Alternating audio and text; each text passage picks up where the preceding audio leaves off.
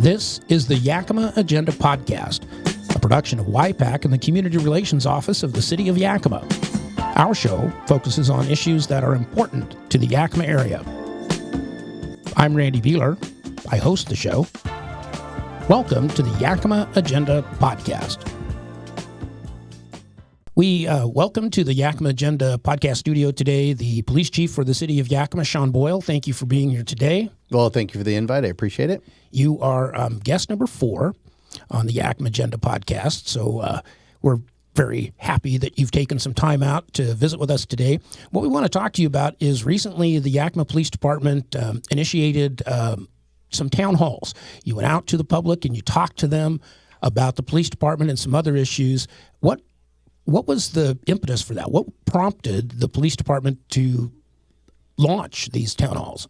Well, back in September, I attended a regional meeting with the Yakima Criminal Justice Group, met, and it included the police departments, the jails, the probation, the prosecutors, defense attorneys, judges, and you get an opportunity to go around and talk about all the successes and challenges that each of your organization is facing. And as we went around, there's a lot of work that's being done that goes unnoticed. And City Manager Vicki Baker made the comment that we should be out in the public more, talking about the work that's being done, because there's a tremendous amount of work that's done, and even mentioning our challenges here in the valley. So when we get done with that, we went back to the police department, and Captain Janice and our PIO Yvette and Zunza, along with the rest of the command staff, kind of had a discussion, and we talked about putting together these town hall meetings so we can go out and really talk about the work that's being done inside the police department, and from our commissioned police officers to the support staff, the professional staff at the front counter, the corrections officers. So I think that it's important for people to know what's going on. And then the other part of that is we wanted to ask for input from the community. I have the privilege of being the chief at the police department, and I feel like we have an outstanding department and have great men and women work there, but I also know that we can improve. And so ultimately we were looking for some input from the community. How can we do better? Are there things or parts of the city that we're missing, or there issues we're not addressing? So that was the other part of it. We want people to kind of interact with the community or interact with the police department, and kind of give us an idea where they want to go. You mentioned some of the various services that are provided by the police department, which are part of a larger law and justice system. And not sure if maybe folks out there really appreciate the fact that there are multiple pieces of that system, all of which have to work together for the whole thing to work. Yeah, I think when you think of criminal justice or policing, you think of the police officers wearing a uniform, maybe the detectives going out in a car and putting on a gun and a badge every day and stopping cars, or responding to calls, helping them with their investigations. But that's just a small portion of the criminal justice system. If the police officer makes an arrest, you need a court system to be able to prosecute him. Mm-hmm. You need judges, you need the prosecutors, you need defense attorneys, and then you have the correction staff that house the inmates. They get them to and from court, the people that are remanded to custody. Then you have the probation that holds them accountable after and make sure that they're fulfilling their commitments to the court. And as long as you can't just fund one of that. Yeah. I think the big thing is it's a system that if you underfund one or understaff one, the system breaks down. And so we can make a lot of arrests, but if there's no judge or no prosecutor or no defense attorney to be assigned, well, that person likely would not be held accountable because there's just nobody to prosecute the case or defend the case. If you don't have a jail to put them in, they can't finish out their sentence. If there's no probation, there's no reason the court will set guidelines for someone after they're sentenced. But if there's nobody checking up on them, making sure they're doing them, you kind of lose that portion of the rehabilitation part of the criminal justice system. So, yeah, you kind of have to focus on funding and keeping all of that system up and running. Yep. Because without one of them, it'll inevitably break down. Let's return back to the information that you shared during the town hall meetings. What was the focus of the message that you were carrying? Well, I think the message is that the men and women at the police department are doing a lot of work. They do outstanding work. And, where do we compare to some of the other communities across the state, across the country? We talked about officers per 1,000. We talked about Yakima is kind of historically, unfortunately, we're growing as a city, but our police department is getting smaller. I think this year we have 137 police officers we could hire. We have some vacancies, so we're not at that number. We're at 127 today. But even if fully staffed, would be at 137, which is about 1.3 per thousand, because we have a city of about 100,000 people. Nationally, it's about 2.4 officers to police a city, per thousand. Washington State is about 1.5. So, we're behind those numbers, and I think we're a very busy department. The deployable we talked about a little bit is that's how many people can go out and do police work, because you always have people that are injured. You have people that are off for family leave. You have people that are in training. So we average about 1.1 per thousand that can actually go out and do police work every day. And, we talked about went to 104,000 times people called the police in the last year. Yeah. 2024 is the numbers we did because we wanted to do a full calendar year. 104,000 times people called the police, but ultimately 73,000 times a police officer took action, either wrote a report, made a traffic stop, et cetera. And so what that is with our staffing levels, we have 8 officers on patrol with a supervisor on day shift, 8 officers on swing shift with a supervisor, and for a period of about 6.5 hours at night, there's 14 officers and 2 supervisors. And then from 2:40 in the morning till 6:30 in the morning, there's only 6 police officers and a supervisor working in the city. So, they're averaging about 10 events a day between a traffic stop or call, writing a report. But that even is under reporting because, just for example, a domestic violence call takes 2 officers to go to. That's only being counted once in the way our system calculates that. Sure. So they're actually probably going to more to 10 or 15 incidents a day. And so you ask you say I have 127 police officers and that's how many are working the streets. Where do the rest of them at? Because I know that question will come up. Yeah. But we have 30 detectives, because when that police officer takes a report in the field, somebody has to work with the prosecutor's office. If you have we have a major crimes unit, they work homicides. That's a specific skill with a tremendous amount of training. We have a special assault unit that deals with sexual assaults and domestic violence, property crimes, which investigate your burglaries and your forgeries, et cetera. And so then you have a traffic unit, you've got supervisors. And so those numbers quickly go away. Yeah. Is the reaction that you get when you share that kind of the shift numbers, when you share that with somebody in the community, are they usually surprised that it's not more than that? Think they very much are surprised. They think there's, 10 or 15 police officers working every day. At least, I would think. For a city of 100,000, I think I would love to have 10 or 15 on every shift all the time. And I think the more police officers we had, we can make a bigger impact, because ultimately the best deterrent is a marked police car and a uniform, because we all drive down the freeway, whether you're driving the speed limit 2 miles an hour or 5 miles an hour, you see that car on the side of the road with the lights flashing, everybody's foot comes off the accelerator. It improves their driving habits. So, but I think, and we have to staff patrol. That's our number one. That's the police officers in black and white cars, and they go out and they respond to 911 emergencies. They're the ones that we have to staff. That's the minimum staffing levels. But then we have a PROAC unit that focuses on the issues in the downtown, the low-level drug dealers. And then as you start losing police officers, some of those units become hard. You can't either hard to staff or can't staff them. Yeah. And so that's where, we obviously love to have more police officers in the field, because we can create some of those units that can target the issues that are going on in specific parts of the city and address those on a bigger basis or a better basis than just the uniformed patrol officer being able to drive by, push say it's a unwanted guest that's kind of sleeping in your backyard is a good example, or in an alley. We can move them along with a police officer, but there's the one thing our PROAC unit's doing is working with some of the local providers.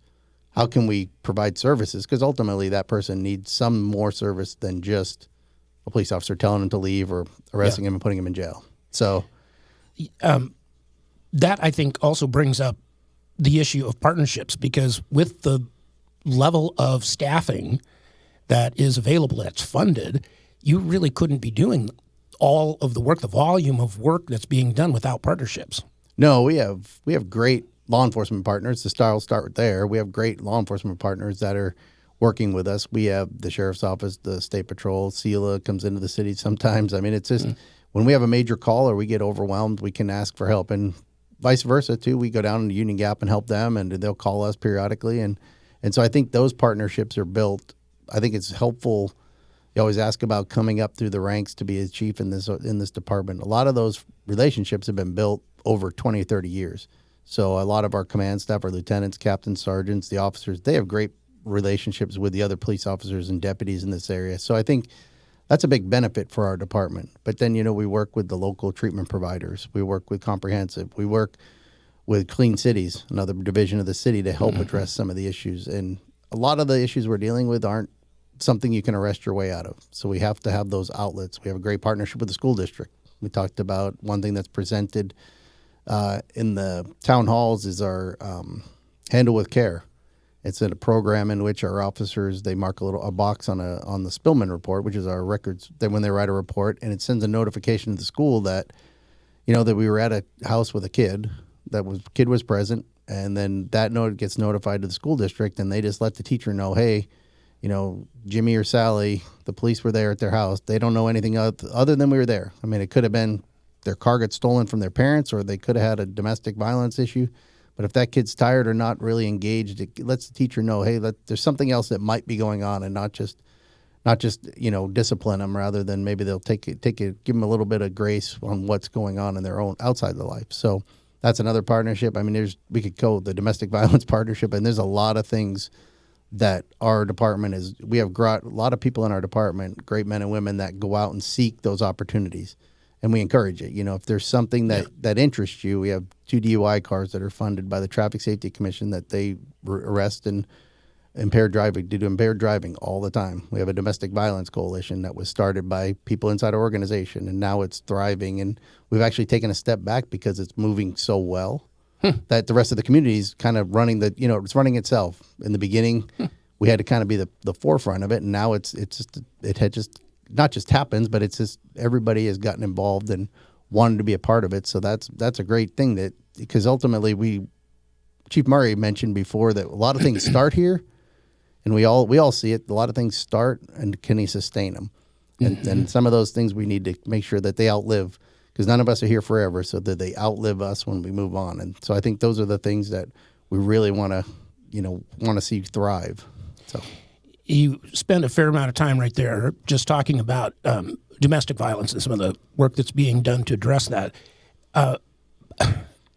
I find that I don't know that most people in the community truly appreciate the level of domestic violence that takes place here. It's a significant issue. It's a significant issue, and I think there's always the stigma that it's isolated to one part of our community, and it's not. If we have the dashboard that's on our website, and it affects every part of this community. It's not a East Side problem. It's not a Central Yakima problem. It's not a West Yakima problem. It's the entire community that's engaged or involved. And so I think Captain Janice mentioned in one of the meetings that one of our last we did a presentation at the Downtown Association of Yakima. And he said, I guarantee that someone in here, because they're business owners down here, either knows someone or has an employee that's been impacted by domestic violence. And so I think it's great that we've been able to get so many partners in the community and get talking about it. And, how can we help, and how can we change the behaviors of the people involved? That we want to protect the victims, but also is there ways that we can work to change the offenders' behavior, so that not just hold them accountable, but to prevent future domestic violence incidents. When you talk about the number of providers that are out there, the number of entities, agencies, providers that are dealing with domestic violence in the Yakima community, having that connection, not working independently, not working in silos, if you will, key to success. Oh, it's hugely important, because I know when we started the meetings, there's a lot of people doing the same work. When you talk about the silo effect, I'm doing my little part, or sometimes you find 2 or 3 different groups doing the same work. They're trying to accomplish the same mission, and you put them together and get them in a room and they can talk. And now I know, maybe it's something I don't know the answer to, but I know who to call from that other agency or other, provider, nonprofit, to get the help that somebody needs. Because without that partnership, you're kind of, police officers, if we work very closely with the Y, in Aspen, and the advocates. YWCA. Yep. And, if we don't have that connection, our officers are in the field kind of left, what do I do? Mm-hmm. But now they have someone to call, because there's a ton of people doing a ton of work, not just in the criminal justice fields, but in our community, to try to make it better. and getting to know those people and having the right person to call. Because when can I pick up the phone at 10 o'clock on a Friday night to get that help? And if you don't know, then that person that needs the help doesn't get it. So you're right. Building those connections is important, and talking about it not at 10 o'clock on a Friday night, but 10 o'clock on a Tuesday morning when they have the Domestic Violence Coalition. That's the time to talk about how do we solve these problems, not when we're faced with it at 2, 3 in the morning trying to work out a solution. Well, that's great, and that sounds very, very promising. We only have a few minutes left here in this Yakima Agenda podcast, and one of the things you mentioned earlier in our discussion about the town halls is you were asking for feedback. You were asking for input. What sort of input did you get? Well, we got the same questions about traffic. Excuse me. That's okay. A lot of times when we go to the traffic, parking, but we're able to make some connections with people and ask, one of the town halls was identifying houses that are potentially dealing drugs. How do we get them in touch with the right people? And, we found out about neighborhoods and talking about traffic issues, traffic calming issues. And then I think we got a lot of, how can I help? That was kind of one of the big feedbacks, how can we help as a community?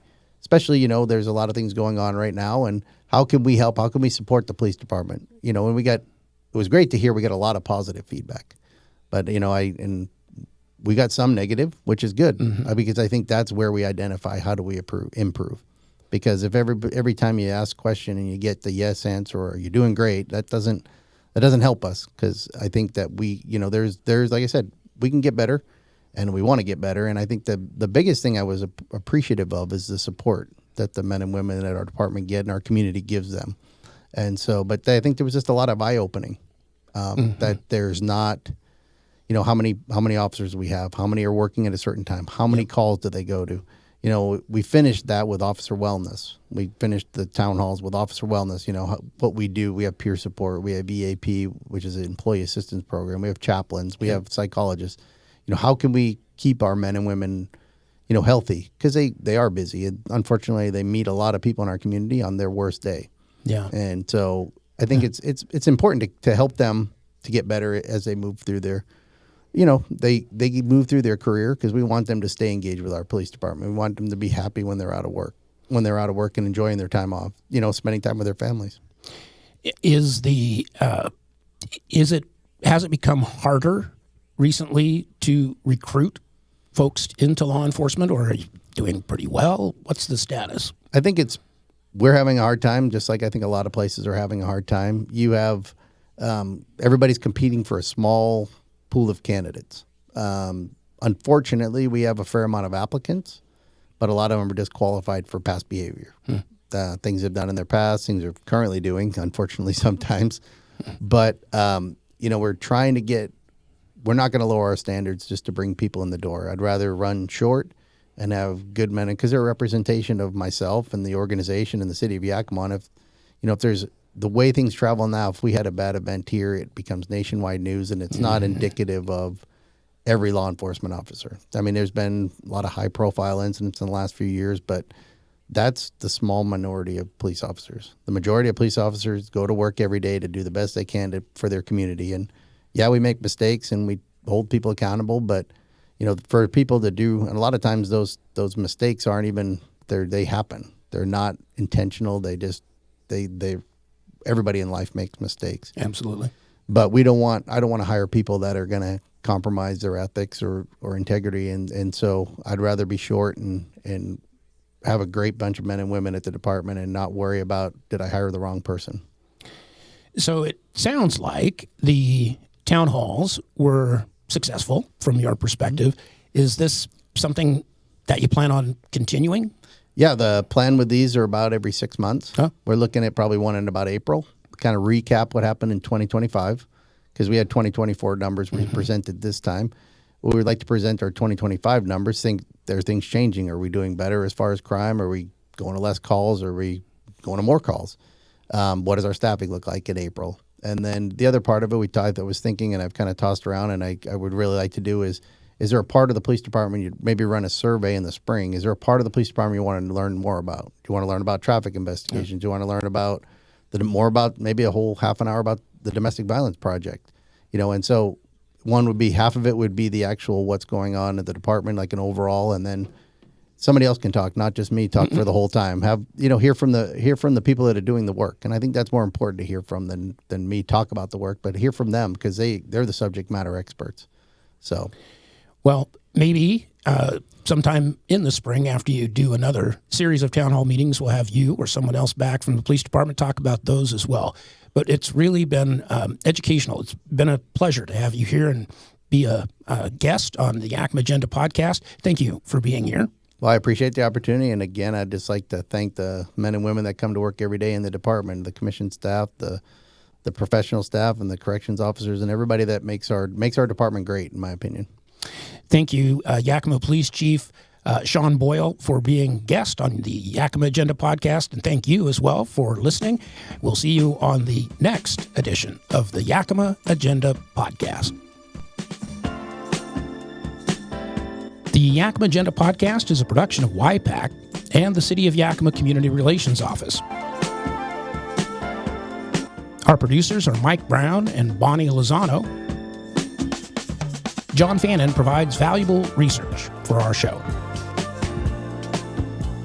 I'm Randy Beeler. Please join us for the next Yakima Agenda Podcast. Take care.